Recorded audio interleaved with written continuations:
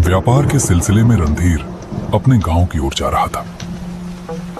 घनघोर बरसात में अपनी पुरानी बैलगाड़ी लेकर जंगल के रास्ते से जा रहा था। गरजते बादल और जंगल का ये डरावना सन्नाटा हर चमक के साथ अंधेरा और गहरा होता जा रहा था। कीचड़ में धंसते पहिए और सहमे हुए बैल। लगता है आज तूफान ने रणधीर का रास्ता रोकने की कसम खा ली है। फिर भी रणधीर मग्न होकर जा रहा था। हे बजरंगबली, कैसी घनघोर बरसात बरसा दी है। घर पहुंचना भी दुर्लभ हो गया है। अरे ये कीचड़ भी ना। बस अब हिम्मत रखो रे बैलो, थोड़ा और, अभी हमें गांव पहुंचना है। काश मैं कल्याणपुर में इतनी देर तक नहीं रुकता। अरे चलो रे, थोड़ा और जोर लगाओ, ये कीचड़ भी साथ नहीं छोड़ता। अरे बाप रे, ये बिजली तो सिर पर ही गिरी लगता है। कल्याणपुर की वह भीड़ अब किसी सपने जैसी लग रही है। यहाँ तो बस डर ही डर है। ये कैसी रात है, बारिश रुकने का नाम ही नहीं ले रही। अरे बजरंगबली, कहीं ये वही रास्ता तो नहीं जहाँ की कहानियां लोग सुनाते हैं। दिल धक धक कर रहा है मेरा। काश अब जल्दी कोई आसरा मिल जाए। बारिश अब और भी तेज होती जा रही थी। बूंदें इतनी वेग से गिर रही थीं कि चेहरे पर पड़ते ही हल्की सी चोट का एहसास होता था। आसमान में बिजली बार बार चमक रही थी और बादलों की गड़गड़ाहट से धरती जैसे कांप उठती थी। चारों ओर सन्नाटा पसरा हुआ था। न कोई इंसान, न कोई आवाज, बस बारिश की लगातार ध्वनि और दूर कहीं से आती जंगली जानवरों की डरावनी आवाजें। रणधीर का दिल जोर जोर से धड़कने लगा। उसने इस रास्ते के बारे में कई डरावनी कहानियां सुनी थी। दिन में यह रास्ता सुरक्षित लगता था, मगर इस तूफानी रात में सब कुछ भयानक रूप ले चुका था। तभी अचानक उसे दूर कहीं से मंदिर की घंटी की आवाज सुनाई दी। अजीब बात यह थी कि वो आवाज बारिश के शोर के बीच भी साफ और गूंजती हुई सुनाई दे रही थी। रणधीर ने ध्यान से सुना। अरे ये आवाज, ये तो मंदिर की घंटी जैसी लग रही है। हाँ बिल्कुल, पर इतनी तेज बारिश में कौन बजा रहा होगा इसे?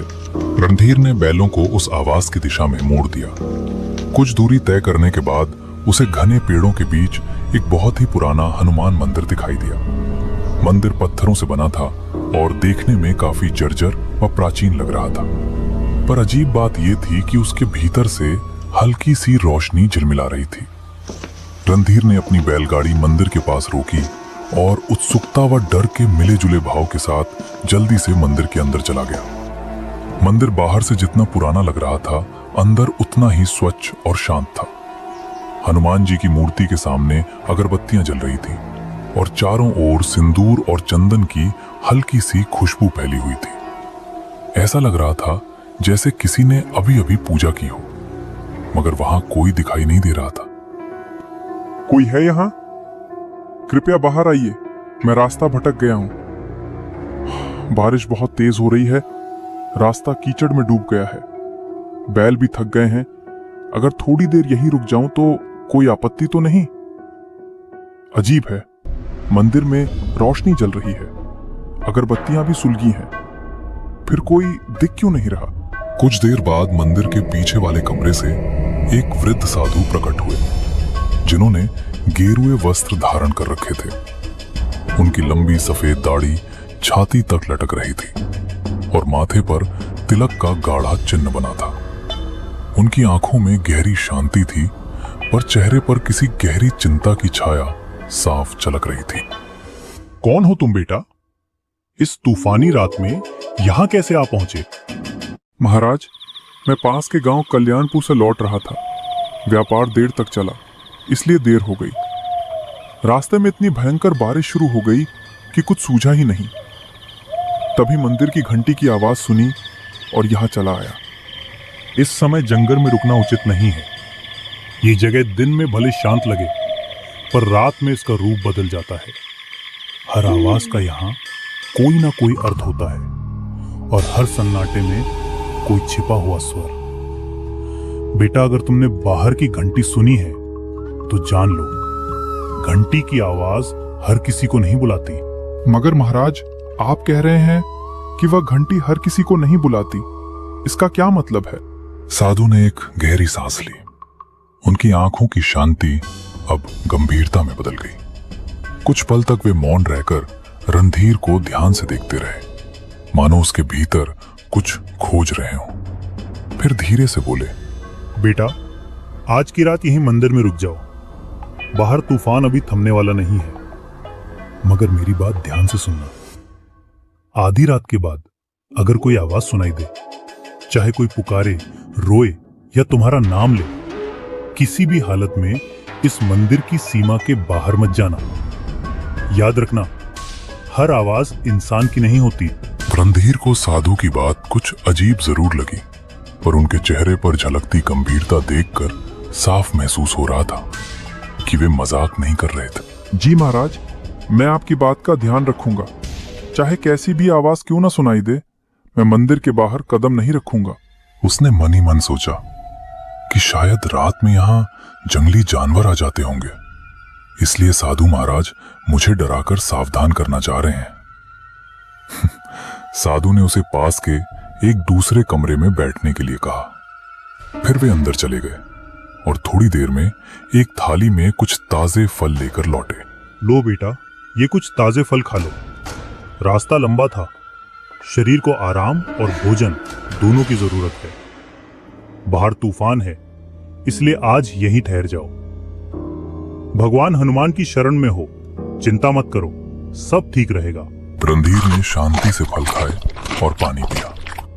साधु महाराज ने उसे एक पुरानी चटाई और कंबल दिया ताकि वो आराम कर सके।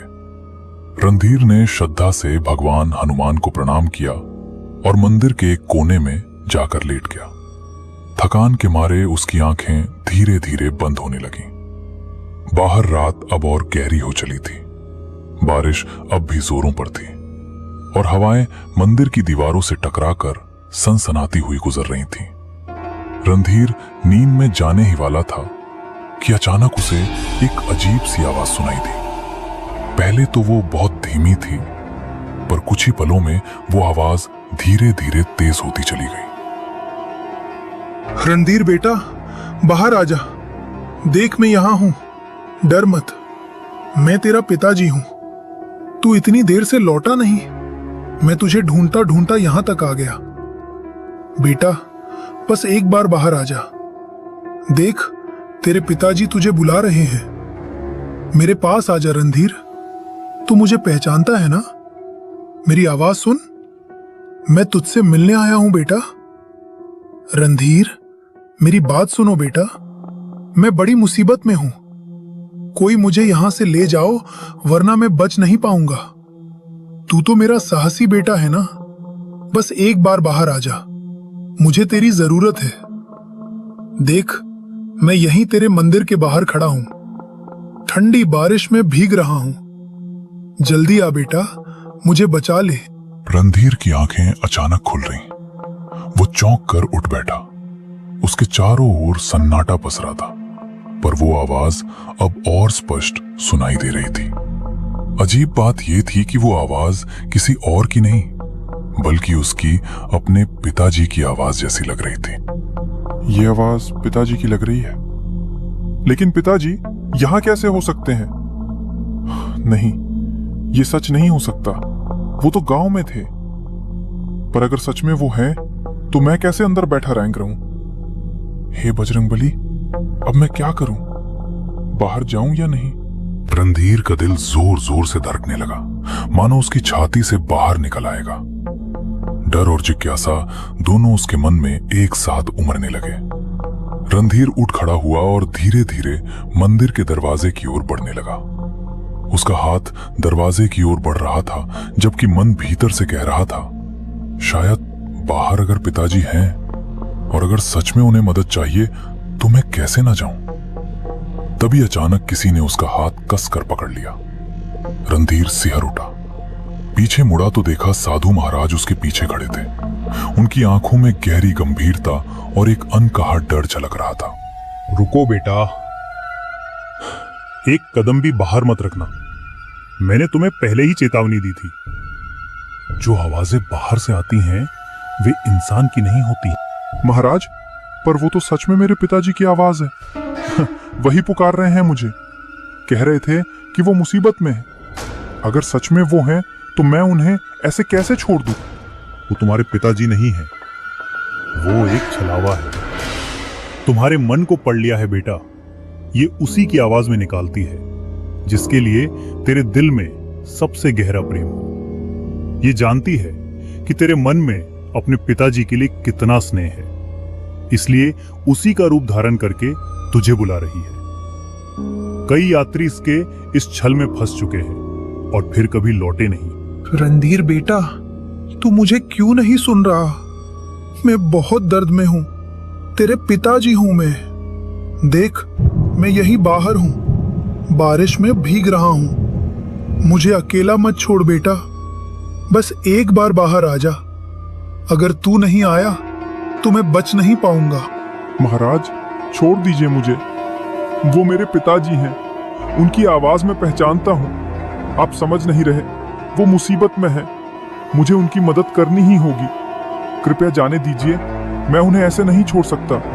वो मुझे पुकार रहे हैं महाराज। याद रखना, अगर तू बाहर गया तो तेरा नाम भी उनमें शामिल हो जाएगा। साधु ने झटके से रणधीर को वापस अंदर खींच लिया और जमीन पर बिठा दिया। फिर वे सीधे हनुमान जी की मूर्ति के सामने जाकर पद्मासन में बैठ गए और ऊंचे स्वर में मंत्र जपने लगे।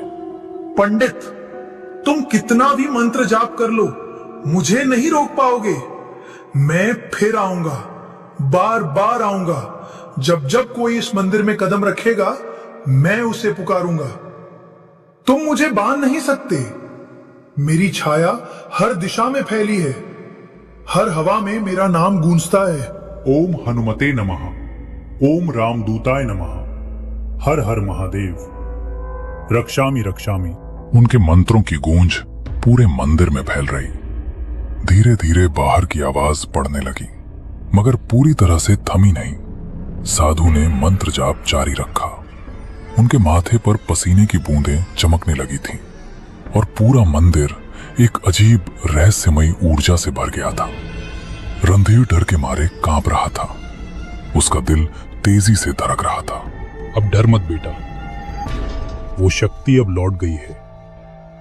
इस मंदिर की रक्षा स्वयं बजरंगबली करते हैं। तुम अब निश्चिंत होकर सो जाओ, मैं यहीं बैठा रहूंगा। कुछ देर बाद बाहर की सारी आवाजें एकदम थम गईं। अब बस बारिश की लगातार गिरती बूंदों की आवाज रह गई थी। रणधीर कांपते हुए वापस अपनी चटाई पर लेट गया, मगर उसकी आंखों में नींद कहां थी। वो पूरी रात जागता रहा। हर आहट पर उसका दिल सहम उठता था। जब सुबह की पहली किरण मंदिर के अंदर पहुंची तो रणधीर धीरे धीरे उठा और बाहर निकल आया।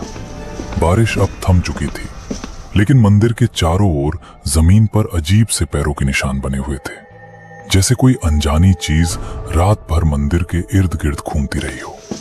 तभी साधु महाराज अपनी कुटिया से बाहर आए।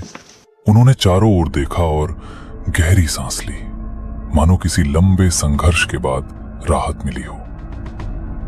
देख रहे हो बेटा, ये निशान, ये उसी छाया के हैं जो पूरी रात मंदिर के चारों ओर मंडराती रही।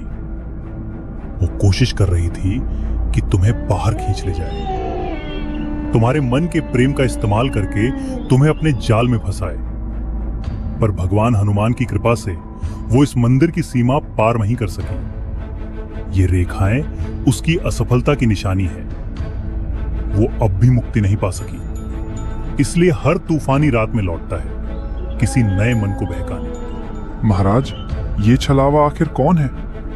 क्यों हर रात यहाँ आता है और क्यों मुझे अपने पिताजी की आवाज में बुला रहा था?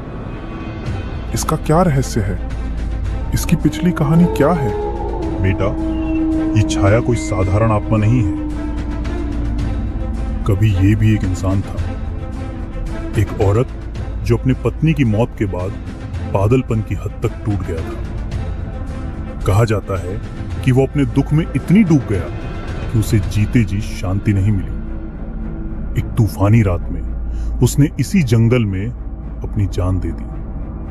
तभी से उसकी आत्मा इस जगह से बंध गई। वो अब भी अपने अकेलेपन और दर्द से मुक्त नहीं हो पाई है। वो अपने दर्द में सबको शामिल कर लेना चाहता है। वो जानती है कि इंसान का सबसे बड़ा प्रेम किससे होता है? अपनेपन से, अपने पिताजी से, अपनी संतान से। इसलिए वो उसी आवाज में पुकारती है ताकि जो सुन ले वो खुद को रोक ना सके। कई यात्री उसके इस छलावे में फंस चुके हैं और फिर कभी लौटे नहीं। वही सब उसकी छाया में समा गए, उसी के दुख का हिस्सा बन गए। बेटा, अगर मैं तुम्हें रोका ना होता तो सुबह तक यहां तुम्हारे पैरों के भी निशान नहीं मिलते और तुम्हारे बैल वहीं के वहीं खड़े रह जाते। रणधीर के रोंगटे खड़े हो गए। रणधीर ने कांपते हाथों से साधु के चरण छुए। साधु महाराज, अगर आप मुझे नहीं रोकते तो पता नहीं मेरा क्या होता। साधु महाराज, आपने मेरी जान बचाई है। अगर आप ना होते तो आज मैं जिंदा नहीं होता। मैं आपका आजीवन ऋणी रहूंगा। इसे मैं कभी नहीं भूलूंगा। बेटा, मुझे नहीं, भगवान हनुमान को कहना। उन्हीं की कृपा से तुम आज सुरक्षित हो। याद रखना, उस छाया से बचने का एक ही उपाय है, श्रद्धा और विश्वास। ये दोनों कभी मत भूलना। रणधीर ने हनुमान जी और साधु महाराज को प्रणाम किया और बैलगाड़ी लेकर निकल पड़ा। रास्ते भर उसे रात की डरावनी आवाज और साधु की मदद याद आती रही। दोपहर को शामपुर पहुंचकर उसने देखा कि पिताजी आंगन में सुरक्षित बैठे हंस रहे हैं। वो खौफनाक आवाज झूठी थी। ये देख रणधीर की आंखों में आंसू आ गए और उसने दौड़कर पिताजी को गले लगा लिया। अरे ये क्या हाल बना रखा है तूने रणधीर? कौप क्यों रहा है बेटा? कहीं रास्ते में कुछ हुआ क्या? बोल ना पगले, तू ठीक तो है ना? पिताजी, मैं बहुत डर गया था। रात भर तुम्हारी आवाज सुनाई देती रही, इतनी सच्ची, इतनी करीब, जैसे तुम मुझे बुला रहे हो। मैंने सोचा तुम किसी मुसीबत में हो। अगर साधु महाराज मुझे ना रोकते तो शायद मैं आज तुम्हारे सामने ना होता। रणधीर ने अपने पिताजी को रात की सारी घटना बताई। उसकी बात सुनकर पिताजी की आंखों में डर और हैरानी दोनों झलकने लगे। धीरे धीरे यह खबर पूरे गांव में फैल गई। सबको मालूम हो गया कि उस जंगल में रात के समय कुछ अनहोनी घटती है।